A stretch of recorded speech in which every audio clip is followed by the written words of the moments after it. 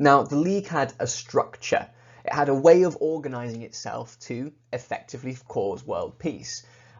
This is an element of the reasons why it failed, and you need to understand how it was organised and be able to critique what parts were wrong or made this, shall we say, a problematic system.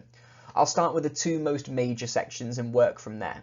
The biggest section of the League of Nations, the biggest group, should we say, was called the Assembly. And basically, every single member of the League of Nations, Britain, France, even Germany at one point, Italy, Spain, various countries around the world, would all send a member.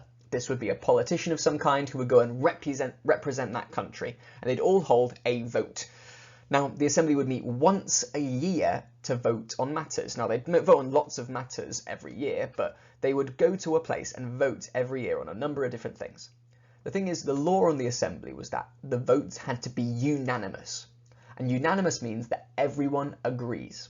So in a group of, I think the first amount of members was 72. In a group of 72 people, they would vote on a decision.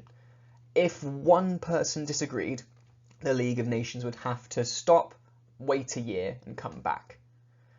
The League of Nations would therefore be quite slow in making its decisions because a unanimous vote was quite rare to happen.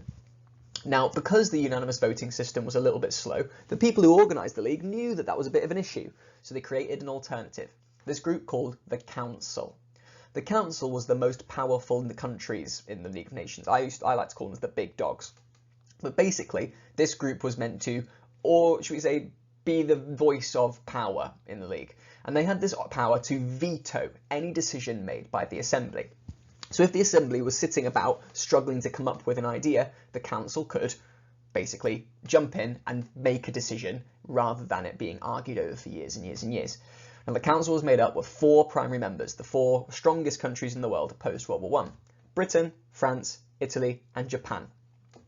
Now, they actually had one extra modus member who could jump in and out every couple of years, but we won't focus on them. Those 4 are all the ones you need to know.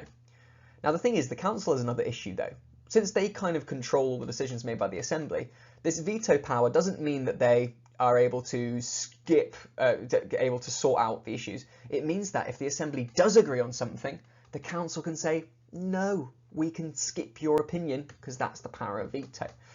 Now, because of these various issues, the League of Nations was quite slow and methodical, and generally if a problem arose, it would take a while for the League to spring and react.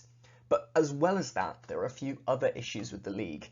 Well, firstly, they needed to, they had no USA, which meant the strongest country in the world could do stuff and the League couldn't really talk to them, or the League would say things and they didn't have the USA to back them up instantly. As well as that, the League had no peacekeeping army of its own. The countries of the League of Nations were urged to lend their army to the League, but basically without an army, the League could not force anyone to follow their instructions. The League could only tell people off. Without any, should we say, backup to your, should we say, punishments, people can just ignore you. And eventually you will see that people do end up ignoring the League of Nations. But there are a few other groups you can see here. You've got the Secretariat, which is another word for a civil service. They did all the organising of the League of Nations. This was a particularly small group of people, which meant that, should we say, any organisation took a few months to actually get implemented. You've got this group called the International Labour Organisation, which basically just meant that these groups were trying to improve those working conditions and disease control. Same with special commissions down there. But then the one on the right is my favourite as well. The Permanent Court of Justice, or International Justice as it's called. This group was literally a courtroom. There was a judge and a jury, and they would decide on international law. What laws should every country follow? The thing is, there was no actual law for international law. So whatever laws they came up with and said, everyone should do this, was only advice.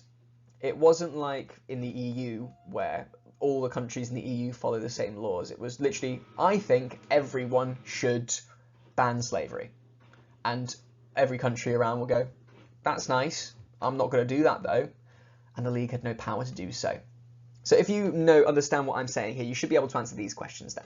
How was the League divided up to organise peace? What did the Assembly do? What did the Council do? And why might this have been an imperfect organisation? If you can explain those answers clearly in detail with specific facts, you will be sorted on knowing the structure of the League of Nations. Anyways, good luck. See you later.